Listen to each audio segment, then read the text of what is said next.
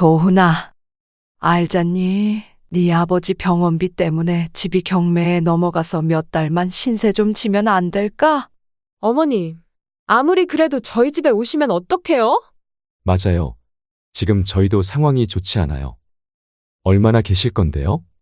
2달 정도만 신세 좀 지면 안 될까? 어머니, 자식한테 도움은 못 될 망정 이렇게 짐이 되면 어떡해요? 미안하구나. 그렇다고 길바닥에서 잘 순 없잖니? 2달 아니 딱 1달만 지내면 안 될까? 어머, 밖에서 못 잘 건 또 뭐람? 찜질방도 있고.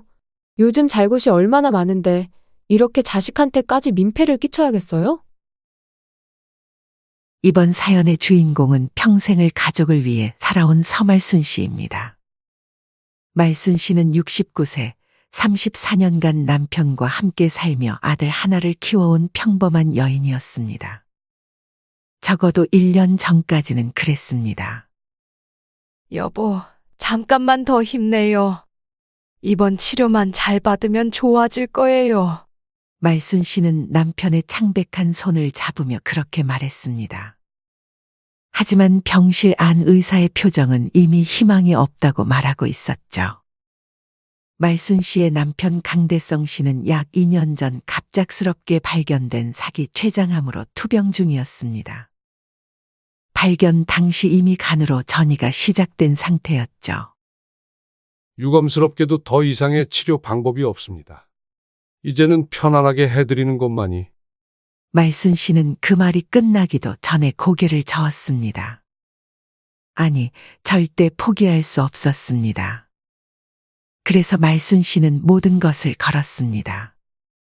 34년간 살아온 집을 담보로 대출을 받았고 퇴직금으로 모아둔 노후 자금도 전부 썼습니다.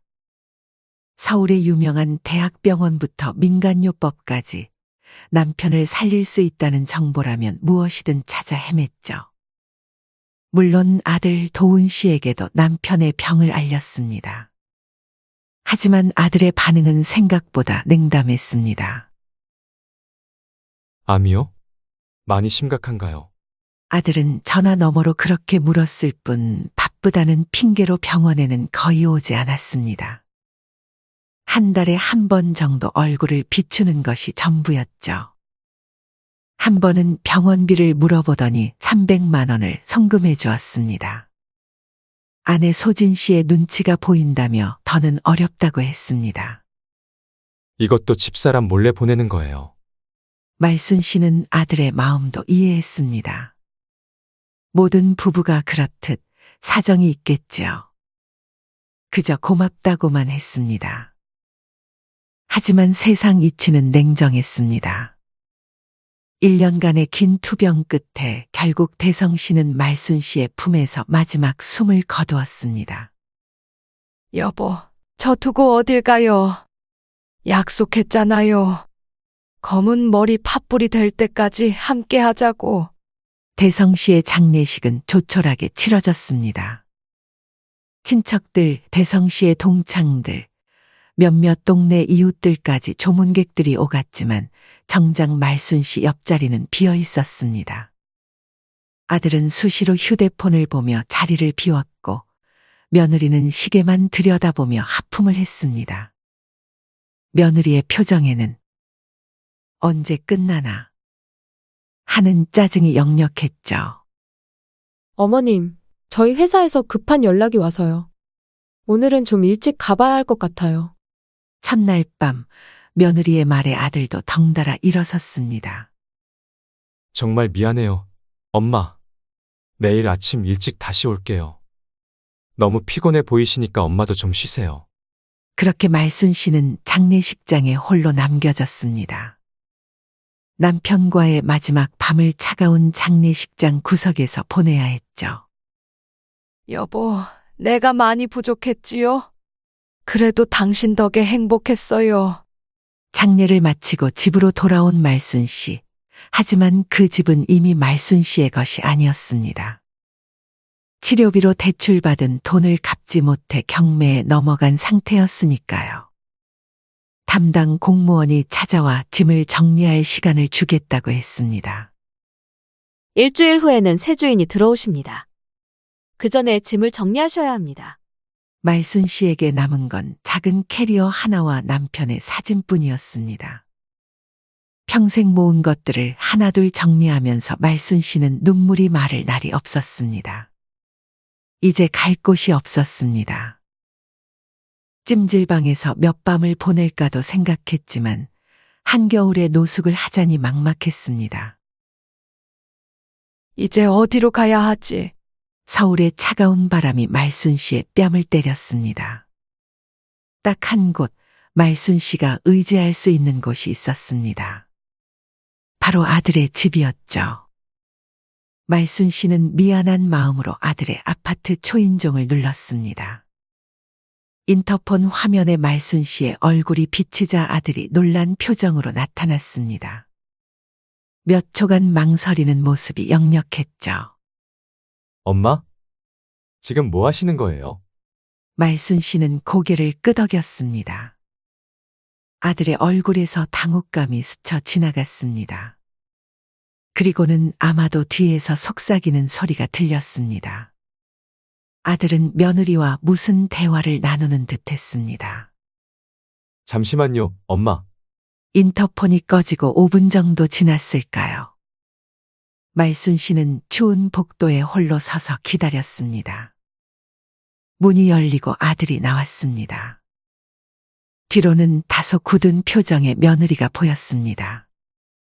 엄마? 갑자기 무슨 일이세요? 전화라도 주셨으면. 말순 씨는 태어나 처음으로 자식에게 구걸하는 기분이었습니다. 도훈아, 알잖니? 집이 경매에 넘어가서 일주일 안에 비워줘야 한대. 네? 무슨 말씀이세요? 아무리 그래도 저희 집에 오시면 어떡해요? 아들의 눈이 커졌습니다. 말순 씨는 천천히 상황을 설명했습니다. 대출금을 갚지 못해 집이 경매로 넘어갔다는 것, 갈 곳이 없다는 것을. 아들의 표정은 점점 더 굳어졌습니다. 지금 저희도 상황이 좋지 않아서. 얼마나 계실 건데요? 2달 정도만 신세 좀 지면 안 될까? 어머니, 자식한테 도움은 못 될 망정 이렇게 짐이 되면 어떡해요? 그 차가운 목소리에 말순 씨의 심장이 철렁 내려앉았습니다. 아들은 아내를 힐끔 쳐다보더니 억지로 미소를 지었습니다. 일단 들어오세요. 그렇게 말순 씨는 집 안으로 들어섰습니다. 며느리는 저는 준비할 게 있어서요. 라며 안방으로 들어가 버렸고 아들은 말순 씨를 작은 방으로 안내했습니다. 여기 쓰세요, 엄마. 원래 창고로 쓰던 방인데 남는 게 이거밖에 없네요. 정말 잠시만 계실 거죠? 너무 오래 계시면 안 돼요. 아들의 목소리가 불안하게 떨렸습니다.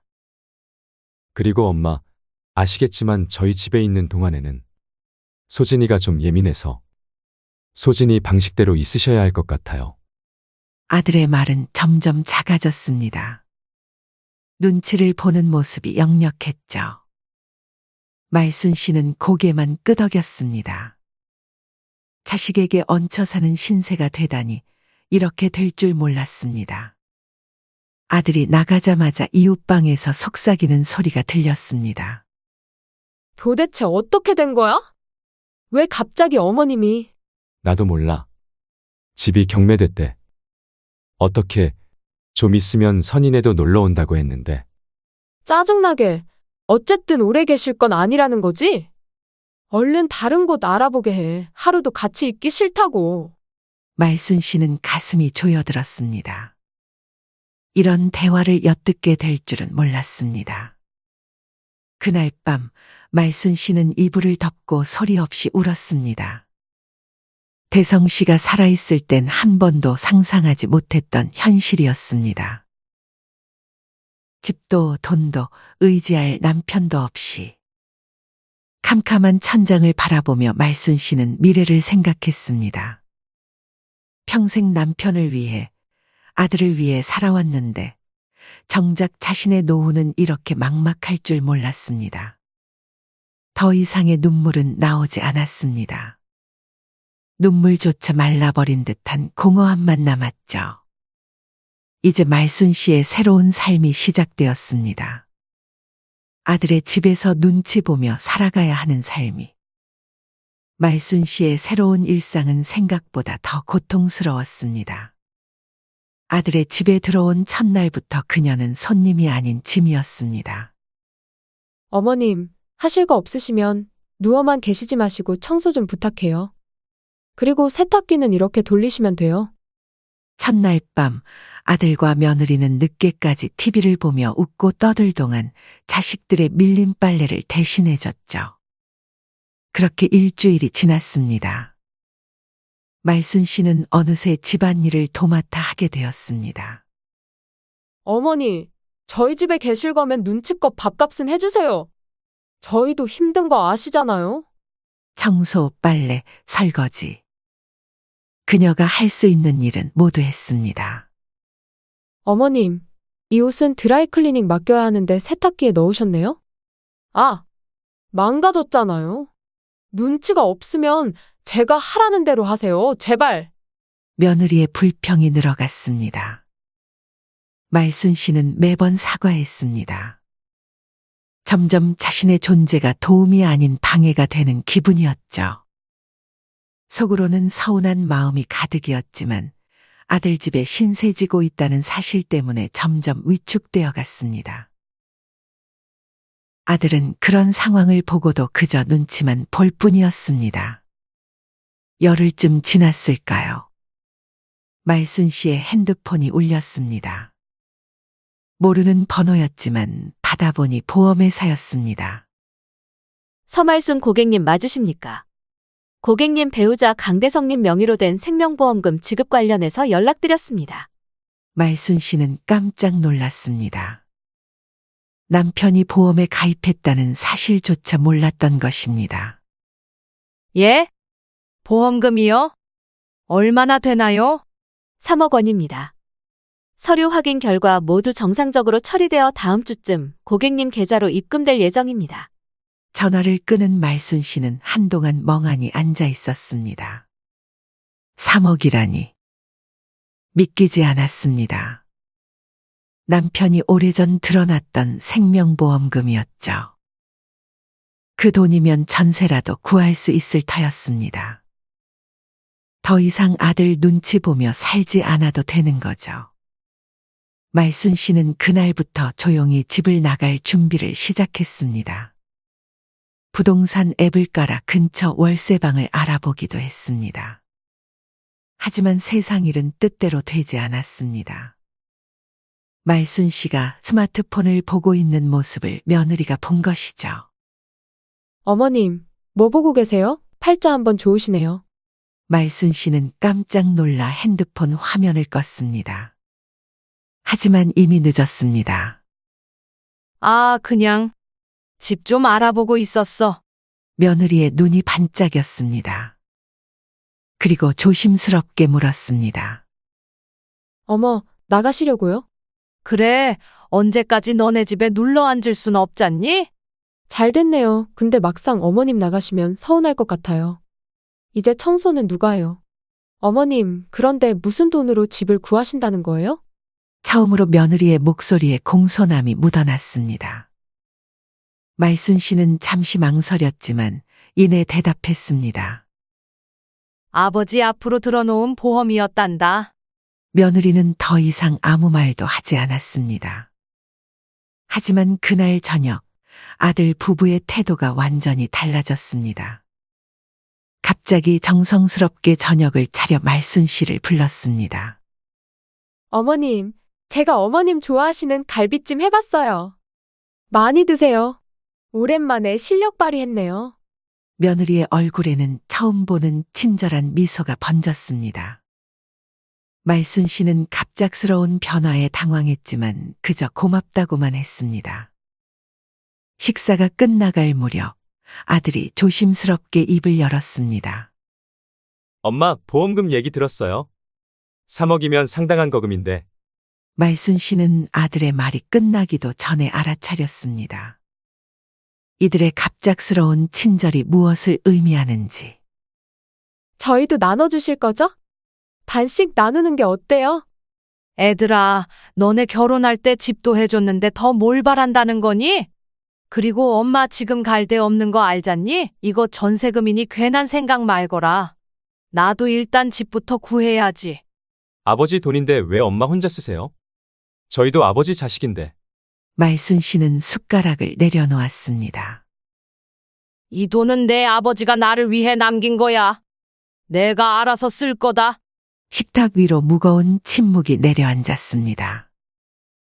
아들의 표정이 굳어졌고 며느리는 신경질적으로 젓가락을 놓았습니다. 어머니, 아버님이 돌아가셨으니 그 돈은 가족 모두의 것 아닌가요? 계산은 바로 해야죠. 어머님께 아니고 우리 거죠. 말순 씨는 믿을 수 없다는 듯 며느리를 바라봤습니다. 장례식에 거의 참여도 하지 않았던 사람이 이제 와서 무슨 소리를 하는 건지 이해할 수 없었습니다. 말순 씨는 아무 말도 안 하고 자리에서 일어나 방으로 들어갔습니다. 그날 밤 말순 씨는 다시 한번 눈물을 흘렸습니다. 자식에게 이런 대접을 받을 줄은 꿈에도 몰랐으니까요. 다음 날 아침 말순 씨는 일찍 일어나 은행에 가려고 준비했습니다. 보험금 입금 여부를 확인하고 싶었거든요. 하지만 가방을 챙기던 중 서랍에 뭔가 이상한 것을 발견했습니다. 어? 내 인감도장이 없네. 말순 씨는 분명 인감도장을 이 서랍에 넣어두었다고 기억했습니다. 혹시나 하는 마음에 다른 서랍들도 뒤졌지만 어디에도 보이지 않았습니다. 불길한 예감이 들었습니다. 급하게 은행으로 향한 말순 씨는 통장 내역을 확인했습니다. 다행히 보험금은 아직 입금되지 않았습니다. 하지만 은행 직원의 말에 말순 씨는 등골이 서늘해졌습니다. 어제 오후에 계좌 변경 신청이 들어왔었는데요. 본인이 아니셨나요? 말순 씨는 고개를 저었습니다. 그리고 곧바로 보험사에 연락했습니다. 역시나 누군가가 지급 계좌를 변경하려고 시도한 흔적이 있었습니다. 네, 서말순 고객님 명의로 계좌 변경 신청이 들어왔었습니다. 하지만 본인 확인 과정에서 의심스러운 점이 있어 지급 처리를 보류했습니다. 말순 씨는 그 자리에서 계좌 변경 신청을 취소하고 본인만 직접 방문 시 변경 가능하도록 요청했습니다. 그리고 서둘러 집으로 돌아왔습니다. 집에 도착하자 아들과 며느리는 마치 아무 일도 없었다는 듯 출근 준비를 하고 있었습니다. 말순 씨는 참을 수 없는 분노가 치밀어 올랐습니다. 내 인감도장 어디 있니? 아들과 며느리는 서로를 쳐다보더니 모른 척했습니다. 어머, 무슨 말씀이세요, 어머님? 저희가 어떻게 알겠어요? 말순 씨는 더 이상 참을 수 없었습니다. 아들의 방으로 향했고 서랍을 열었습니다. 그리고 그곳에서 충격적인 것들을 발견했습니다. 수많은 대출 고지서와 연체 통지서, 도박장 영수증들. 그리고 말순 씨의 인감도장이 그 위에 놓여 있었습니다. 이게 무슨 짓이니? 말순 씨의 떨리는 목소리에 아들과 며느리는 당황했습니다. 아들은 서둘러 서류들을 치우려 했지만 이미 늦었습니다. 엄마, 이건 설명할 수 있어요. 이 짐승만도 못한 것들 설명할 게 뭐가 있니? 내 아버지 보험금을 가로채려고 했던 거지? 아들은 고개를 숙였습니다. 며느리는 여전히 강한 어조로 말했습니다. 어머님, 저희가 얼마나 어려운 상황인지 아세요? 저희 지금 도박 빚에 허덕이고 있어요. 이 집도 곧 경매로 넘어갈 거예요. 말순 씨는 그 자리에 주저앉았습니다. 이제야 모든 게 이해됐습니다. 왜 아들이 병원에 잘 오지 않았는지, 왜 장례식에서도 계속 전화를 받았는지, 그리고 왜 자신을 달갑지 않게 대했는지. 도박? 언제부터였니? 아들은 여전히 고개를 숙인 채 대답했습니다. 3년 전부터요. 처음엔 재미로 시작했는데 그래서 내 아버지 보험금까지 노린 거니? 말순 씨의 목소리는 차갑게 가라앉았습니다. 아들은 더 이상 변명하지 않았습니다. 며느리만이 여전히 강경했습니다. 어차피 그 돈, 어머님도 공짜로 얻으신 거잖아요. 저희 좀 도와주시면 안 돼요? 맞아요, 엄마. 저희 그걸로 금방 불려서 다시 돌려드리려고 했어요. 이번엔 자신 있거든요. 말순 씨는 더 이상 말을 잇지 않았습니다. 자신의 방으로 돌아가 짐을 챙기기 시작했습니다. 이제 이곳에 머물 이유가 없었습니다. 됐다. 너희들을 자식으로 생각한 내가 바보지.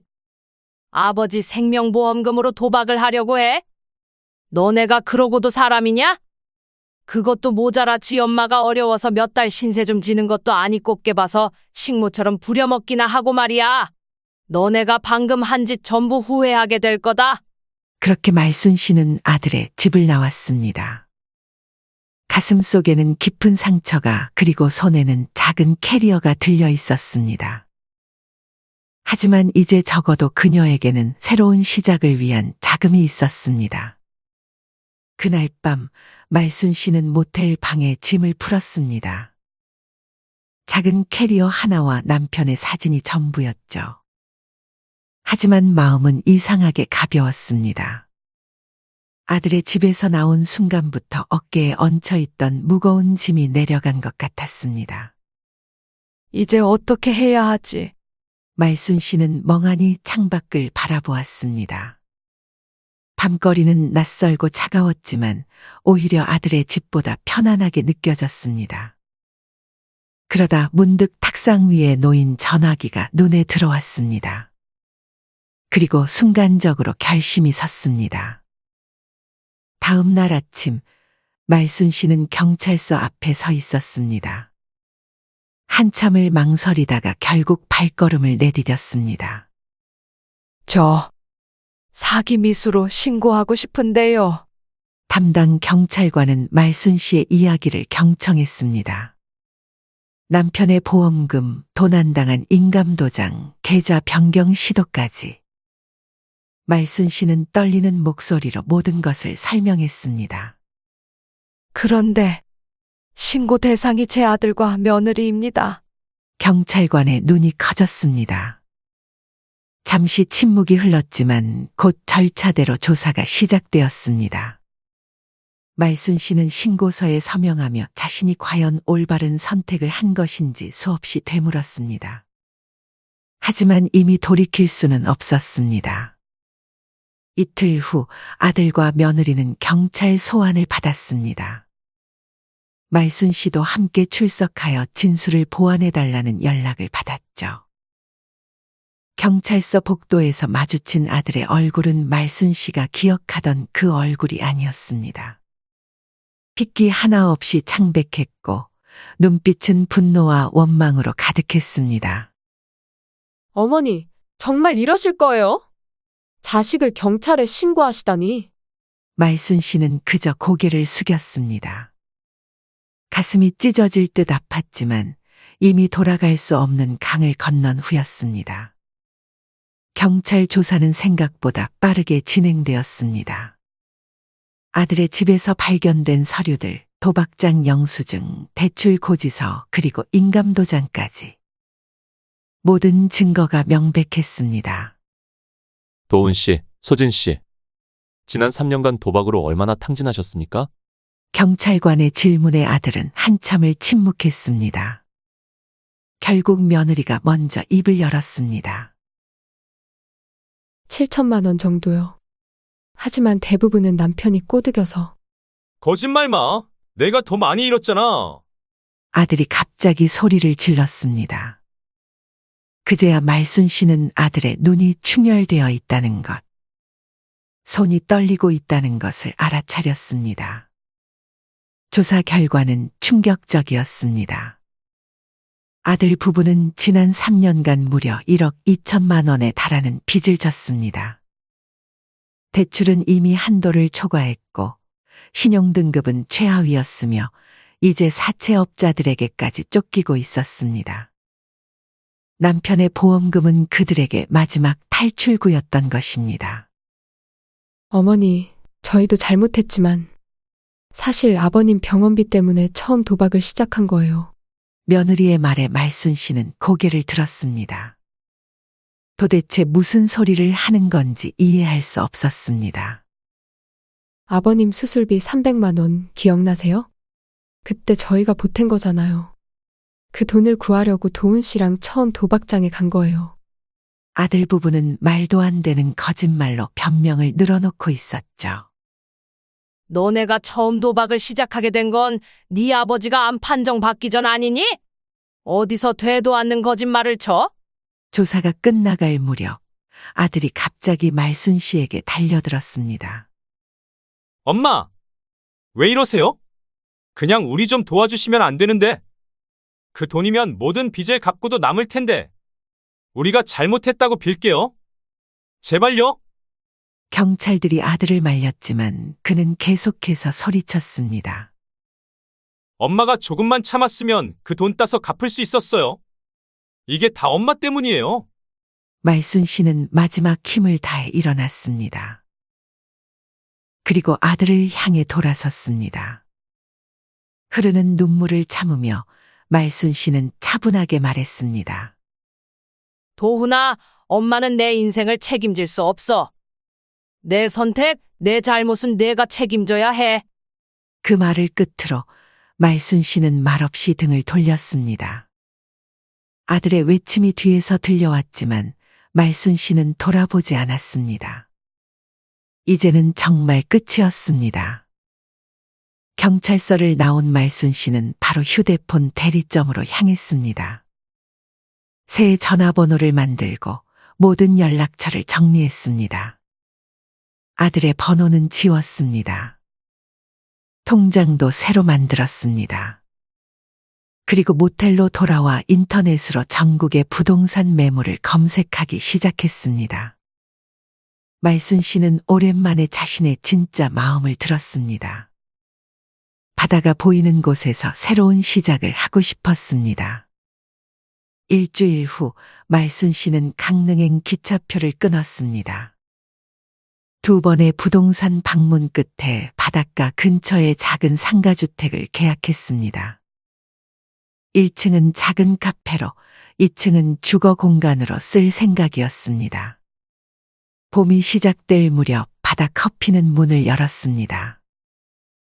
작지만 아늑한 공간에 말순 씨는 자신의 이야기를 담았습니다. 손님들은 조용히 바다를 바라보며 커피를 마셨고 말순 씨는 그 모습을 보며 미소 지었습니다. 매일 아침 말순 씨는 바다가 보이는 창문을 열었습니다. 파도 소리를 들으며 하루를 시작했죠. 처음에는 외로웠습니다. 낯선 동네, 낯선 사람들, 그리고 가족 없는 생활. 하지만 점차 홀로 있는 시간이 주는 평화를 깨닫게 되었습니다. 말순 씨의 다짐은 매일 아침 바다와 함께 단단해졌습니다. 그녀의 카페는 조금씩 단골이 생겼고 동네 사람들과도 인사를 나누게 되었습니다. 무엇보다 말순 씨는 처음으로 나를 위한 삶을 살기 시작했습니다. 말순 씨는 손님에게 커피를 내밀며 미소 지었습니다. 상처는 여전히 남아 있었지만 그 위에 새로운 삶의 흔적들이 하나둘 쌓여가고 있었습니다.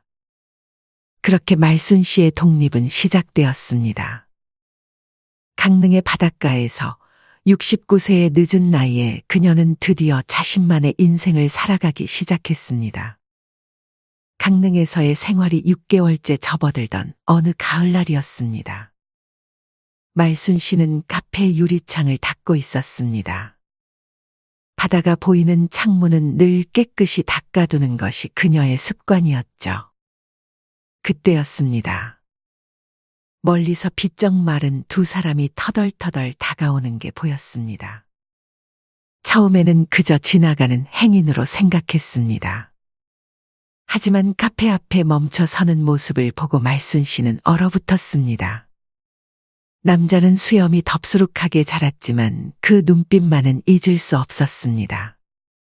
아들 도훈이었습니다. 그 옆에 선 여자는 한때 자신에게 냉대와 무시를 일삼던 며느리 소진이었습니다. 말순 씨는 유리창을 닦던 손을 멈추었습니다. 가슴이 쿵쾅거렸습니다. 어떻게 이곳을 찾아왔을까요? 말순 씨는 숨을 고르며 카페 문을 열었습니다. 엄마, 아들의 목소리는 말순 씨가 기억하던 그 당당한 목소리가 아니었습니다. 초라하고 비참해 보였습니다. 며느리는 계속 고개를 숙인 채 말이 없었습니다. 어떻게 여기를 찾았니? 말순 씨의 목소리는 담담했습니다. 분노도 기쁨도 없었습니다. 그저 오랜 손님에게 묻는 것처럼 차분했죠. 아는 사람을 통해서 많이 찾았어요, 엄마. 아들은 머뭇거리며 말했습니다. 눈 밑에 퀭한 그림자가 드리워져 있었고 한때 깔끔했던 외모는 온데간데 없었습니다. 며느리 역시 화장기 없는 얼굴에 피곤함이 가득했습니다. 손님들이 보고 있으니 일단 들어오거라. 말순 씨는 카페 안으로 그들을 안내했습니다.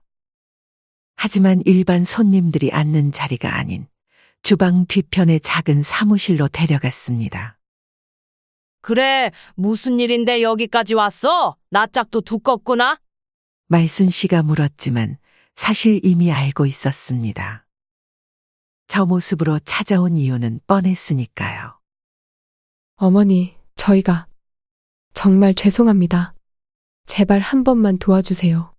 말순 씨는 그저 기다렸습니다.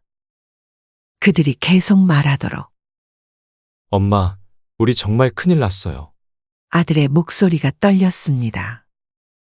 사채업자들이 이자가 너무 불어나서 저희 이러다 정말 길거리에 나앉게 생겼어요. 며느리가 갑자기 말순 씨 앞에 무릎을 꿇었습니다. 어머님, 제발 도와주세요. 저희가 그때 어머님께 한 짓은 진심으로 죄송합니다. 정말 후회해요. 하루하루가 지옥이에요. 이렇게 사느니 차라리. 아들도 함께 무릎을 꿇었습니다. 엄마, 일주일 안에 5천만 원을 마련하지 못하면 저희는 정말 길거리로 쫓겨날 거예요.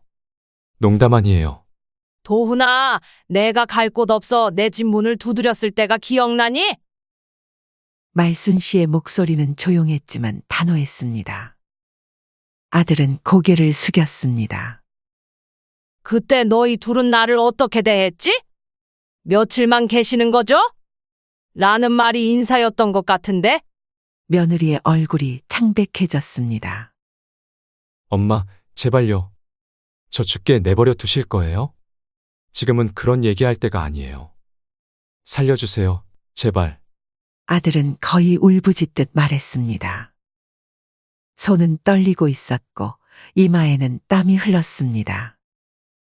엄마, 그 돈만 있으면 저흰 다시 시작할 수 있어요. 서울 떠나서 멀리 가서 새 삶을 살 거예요. 도박도 끊고 다시는 나쁜 짓 안 할게요. 약속할게요, 엄마.